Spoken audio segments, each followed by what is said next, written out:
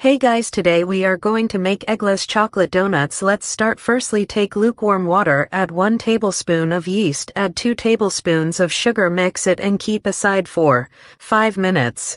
Let's start to make a dough. Add 1 cup of all-purpose flour, maida, add activated yeast mixture and start to add little milk. Approximately you should add a cup of milk and add 1/4 cup of water.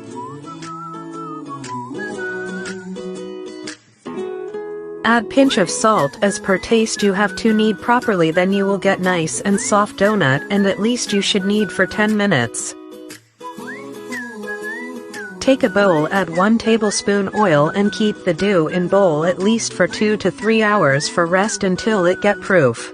Keep the dough until you see that I got properly proofed and don't overdo it either, it will left the water out as it become proper, and after that you have to take it out from bowl and knead for 1 to 2 minutes.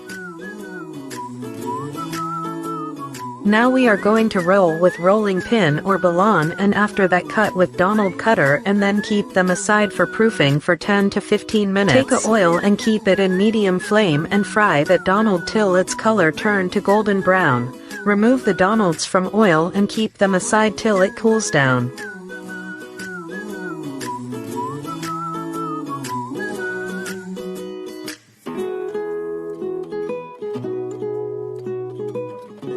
Take 100 gram of dark chocolate and milk chocolate, both mix, and melt them in double boiler or in microwave till it turns to liquid form.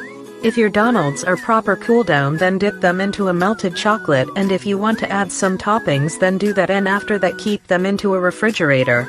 After that your Donalds are totally ready to serve or eat.